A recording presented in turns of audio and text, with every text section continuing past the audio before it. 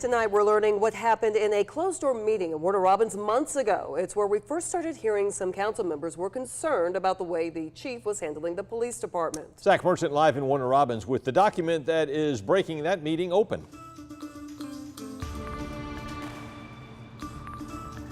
Guys, we've been asking questions about that June City Council meeting pretty much since it happened. And now that we know what happened behind those closed doors, it's clear how what happened then is still affecting what's going on at the police department today.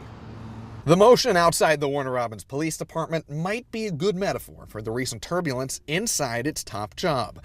Constantly felt, but rarely captured on camera. For months, there's been talk about a city council meeting last summer where now ousted Police Chief Brett Evans was said to have been given a mandate to hire more officers and to make sure some of them were minorities. Now, WMAZ has written proof. It's in meeting minutes we've just recently gotten from a closed session at that June City Council meeting. The documents confirm mayor and council agreed to tell, quote, Chief Evans to lower the post score to 70, and he had 60 days to hire net 10 police officers, with half being minorities. The news was a surprise to now acting Chief John Wagner.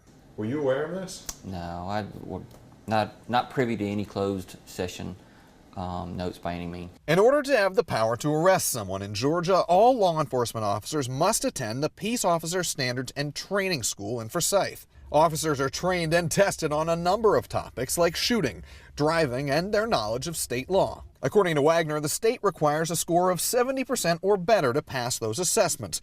But for many years, Warner Robins police required at least an 80% or better for its officers. But Wagner says the lowered standard will not affect the quality of officers at the department.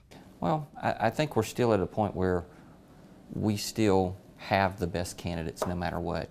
And regardless of scores or anything like that, we do get the best people.